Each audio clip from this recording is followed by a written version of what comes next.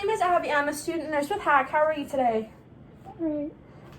Oh, that's good. Can I please have your name and date of birth? Alright, Cleaner 52604. Thank you. All right, let me go ahead and pull the curtain for privacy. Do you have any allergies I should know about? Nope. All right. All right, so I'm just going to have you get on the bedpan and get off, and then we're going to do a bed bath, okay? Okay. All right, so I put on gloves. All right, so are you okay if I pull the sheet down? Yeah. Alright, great. Alright, so the way that we're gonna do this is I'm gonna have you roll to your right side away from me. I'm gonna slide the bedpan underneath you and then you're gonna roll back, okay? Alright. Oh. Alright, go ahead and roll back. Let me know when you're finished. Okay, I'm finished. Okay, and can you wipe yourself or do you need me to help you wipe? Anything you want. Okay. I'm gonna wipe.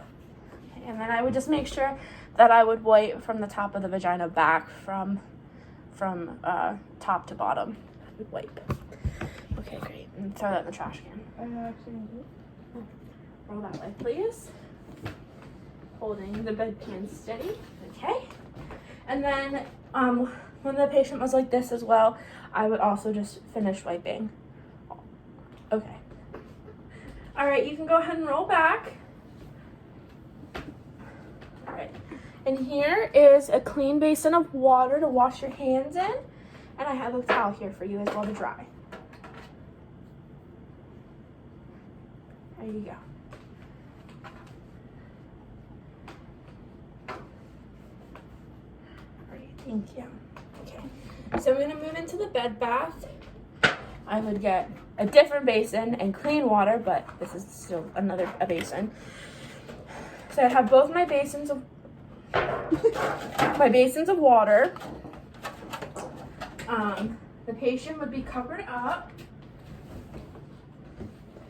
The patient would be covered. I have my supplies on the bedside table, along with my basins of water. Up here, these are my basins of water. One would be for rinsing, one would be for drying, and I would have an equal amount of towels in each. I'm gonna do 3 in each.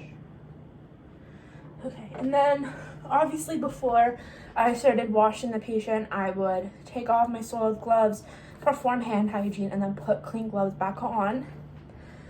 With the patient covered, I would take a bath blanket and drape it over the patient, like so.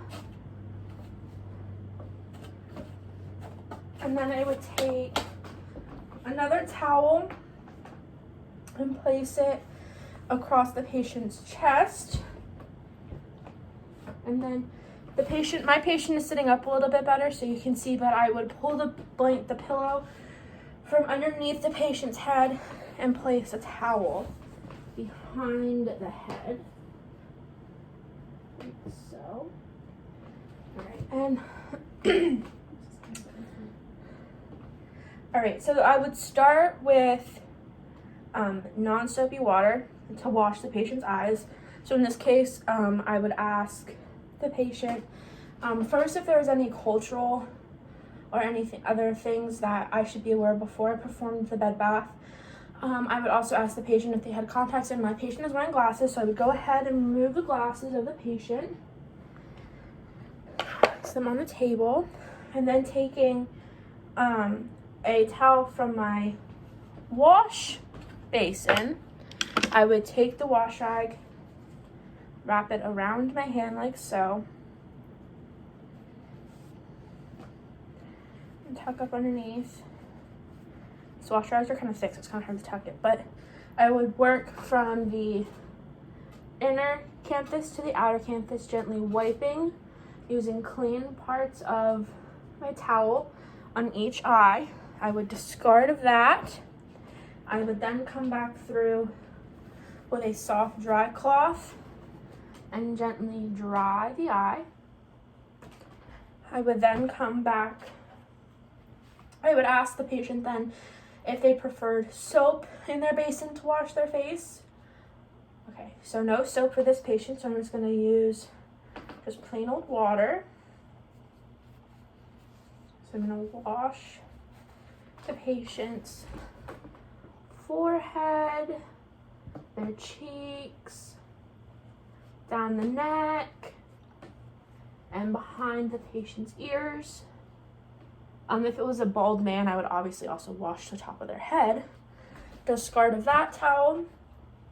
Grab a towel from my rinse bin.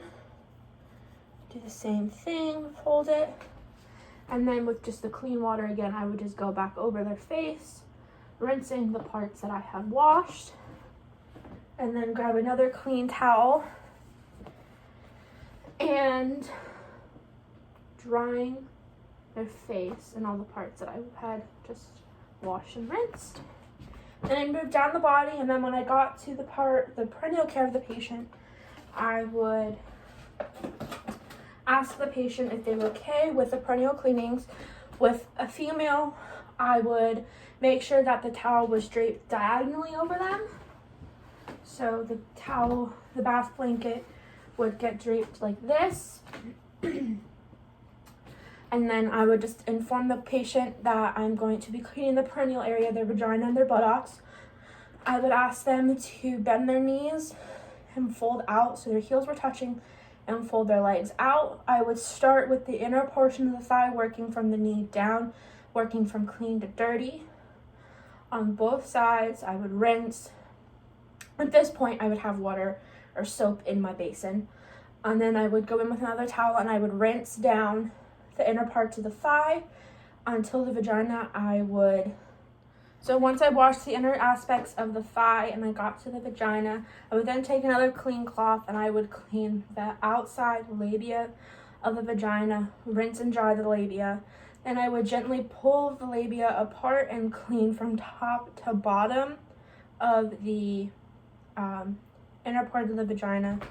So if, for example, this tissue box was the vagina, I would pull the labia apart and clean from this way down, not making sure to come back up. I would just go straight down. Then I would also rinse and clean out as well. Then I would instruct the patient to roll to the side opposite of me. So in this case, my patient would roll to their right side. You don't have to. Okay. I would roll the patient to their right side, and then I would clean the buttocks. I would clean the butt cheeks. I think butt cheeks is the right word. I would clean the buttocks area, and then moving to the butt crack, making sure to wipe from dirty to clean. So I would go in like a motion, like up in the butt crack. So like again, if my tissue box was the butt crack and the patient was laying like this, I would wipe like this.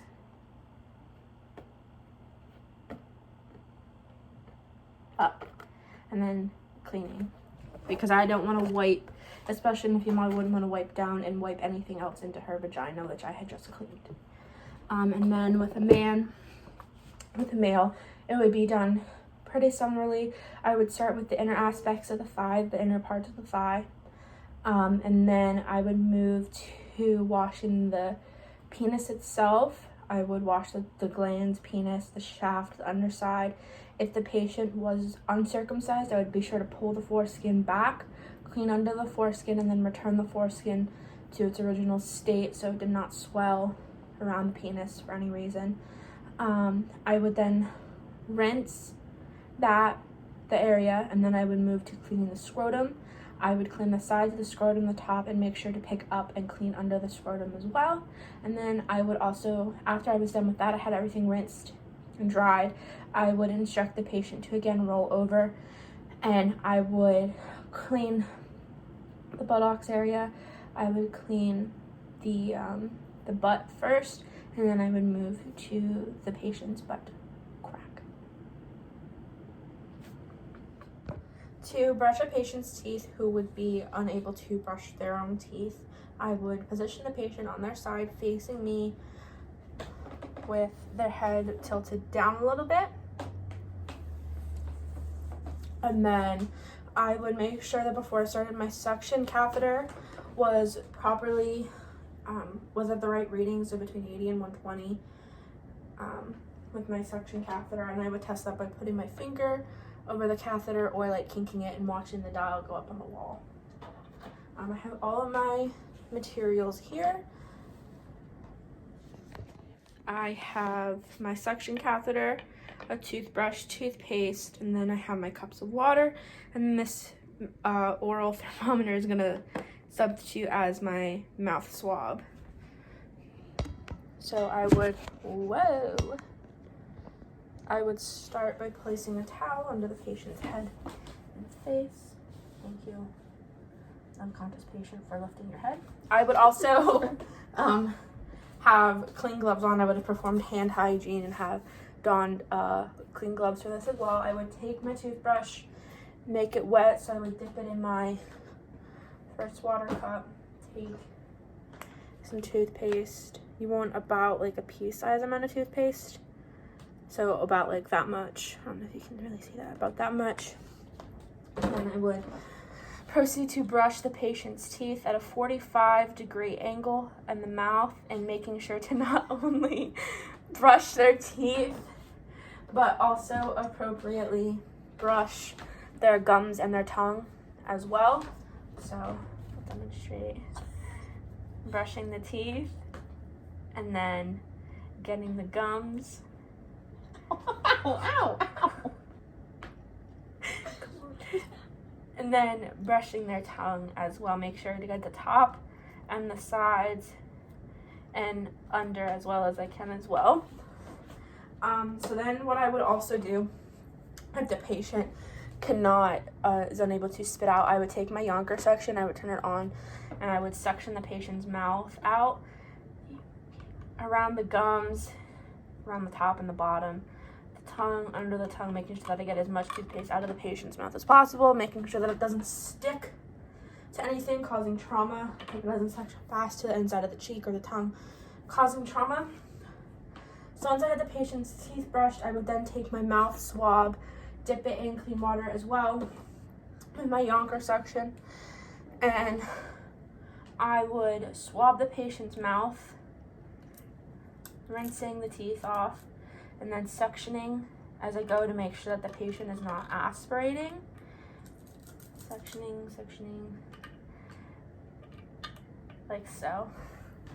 And then if it was per facility protocol or per this patient's protocol, I would also take another, after I rinsed and brushed, I would take another mouth sponge dipped in mouthwash, and also swab the patient's mouth and then suction again.